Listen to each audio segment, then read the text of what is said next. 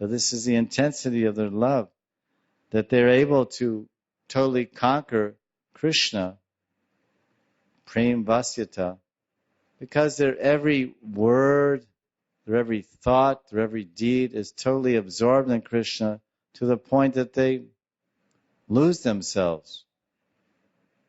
One Gopi, Radhika, she even says that I have no concern. I've lost all conception of myself.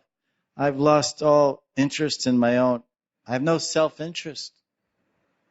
My happiness or my distress, it's irrelevant. I don't have any connection with it.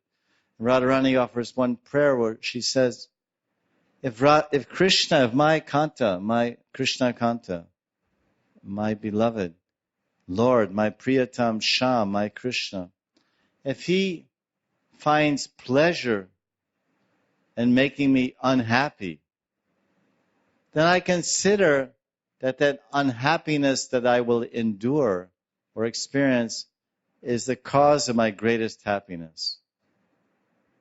This is an extraordinary extent of surrender and submission and dedication and immaculate divine love. Oh, Krishna is ignoring me or neglecting me or running with some other gopi or being with some other gopi or even making me so unhappy. Okay, let it be. What do I care? I've forgotten all about my own happiness. I've forgotten about my own peace of mind or concern. If he finds happiness and make me unhappy, then that unhappiness becomes the greatest happiness for me. There is no one in this world who could think or feel like this. We never forget number one. Us, me, I, me, mine. But Radharani's I is Krishna, her me is Krishna, her mine is Krishna.